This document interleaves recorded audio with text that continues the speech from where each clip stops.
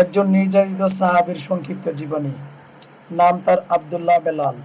পিতার নাম রাবাহ, মায়ের নাম হামামা। হাবশী বংশোদ্ভূত কৃতদাস। তিনি মক্কায় জন্মগ্রহণ করেন। বনি জুমা ছিল তাদের মনিব। হাবশী দাস। শরীরের রং ছিল অত্যন্ত কালো, কিন্তু তার দিল ছিল অত্যন্ত পরিষ্কার এবং নরম। আরবের লোকেরা যখন বংশমর্যাদা আভিজাত্যের কারণে সত্যদিন ইসলাম থেকে মুখ ফিরিয়ে নিয়েছিল, হক এবং বাতিলের ভিতরে তারা দণ্ডায়মান ছিল, ঠিক তখনই এই গোলাম অন্তরে দিন ইসলামের আলোয় আলোকিত হয়েছিল। হাতে গোনা কিছু লোক মুসলমান হয়েছিল, আর বেশিরভাগ লোকেই তাদের ইসলাম গ্রহণের কথা লুকিয়ে রেখেছিল কাফের এবং মুশরিকদের অত্যাচারের ভয়ে। কিন্তু সত্য ইসলামকে গোলাম হওয়া সত্ত্বেও লুকিয়ে রাখতে পারলেন না বেলাল রাদিয়াল্লাহু আনহু। তিনি কৃতদাস হয়েও ইসলামের সত্যতা জনসম্মুখে প্রকাশ করে দিয়েছিলেন। দুনিয়ার চিরাচরিত নিয়ম অনুযায়ী সমাজে যারা দুর্বল থাকে, গরিব থাকে, অসহায় থাকে, তাদের উপর নির্যাতন হয়ে থাকে। অপমান, লাঞ্ছনা, বঞ্চনা তাদের জীবন থেকে যেন সরতেই চায় না।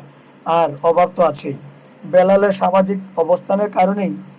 আর তাছাড়া সে তো কৃতদাস ছিল, তার কোনো অন্যায় ছিল না। তার দোষ এটাই, সে মুসলমান হয়েছে, আল্লাহকে স্বীকার করেছে, নবী হিসেবে মোহাম্মদ সাল্লাল্লাহু আলাইহি সাল্লামকে। তৎকালীন সময়ে জেনা, বিবেচার, মানুষ হত্যা করা, কারো ইজ্জত নিয়ে টানাটানি করা এত বড় মারাত্মক অপরাধ ছিল না যতটা অপরাধ ছিল শুধুমাত্র ইসলাম গ্রহণ করিলে। আর বেলাল তো তাই করেছিল। সে অনেক বড় অপরাধ করেছে। সে তো আল্লাহকে স্বীকার করেছে রব হিসেবে, মোহাম্মদ সাল্লাল্লাহু আলাইহি সাল্লামকে নবী হিসেবে। শাস্তি, উৎপীড়ন, নিপীড়ন, অসহায় জীবনযাপন, ক্ষুধার কষ্ট সহ্য করা, এগুলোর মধ্য দিয়ে চলছে বেলালের ইমানি পরীক্ষা। বেলালের শাস্তির কথা আমরা সবাই কম বেশি শুনেছি। চলুন দেখি কীরকম শাস্তি হয়েছিল বেলালের। দিনের বেলা উত্তপ্ত বালুতে চিৎ করে শুইয়ে রাখা হতো। রাতভর শারীরিক নির্যাতন চালানো, জ্বলন্ত অঙ্গার, পাথর এবং তার মধ্যে টানা হেঁচড়া করা হতো বেলালকে। গলায় ছাগলের মতো করে বেরি পরিয়ে মহল্লায় মহল্লায় তাকে নিয়ে ঘুরে বেড়ানো হতো। যেমন করে ছাগলের গলায় সুতো ধরে টানা হয়, বেলালের গলায়ও ঠিক তেমনি রশি দিয়ে বেঁধে টানা হেঁচড়া করা হতো। তারপরেও আল্লাহ তাআলার একাত্মবাদ, আল্লাহ তাআলার উপর ঈমান বিশ্বাস সামান্য টলাতে পারত না। আবু জাহেল বেলাল রাদিয়াল্লাহু আনহু এর উপর শুয়ে বড় পাথর পিঠের উপরে চাপা দিয়ে রাখত।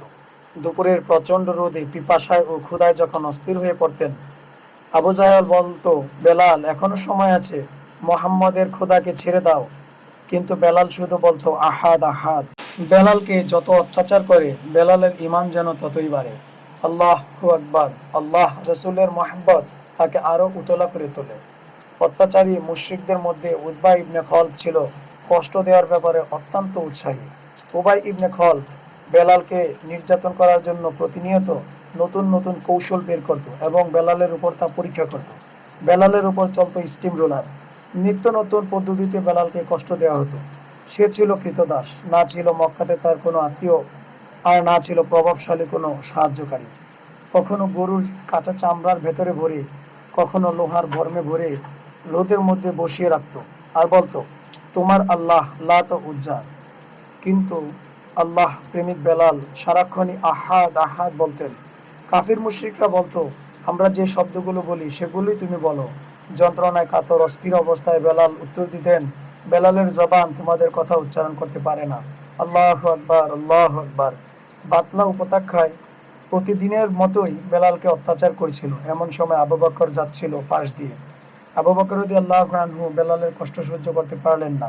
অবশেষে তাকে অনেক টাকার বিনিময়ে কৃতদাস থেকে মুক্তি দান করে দেয়।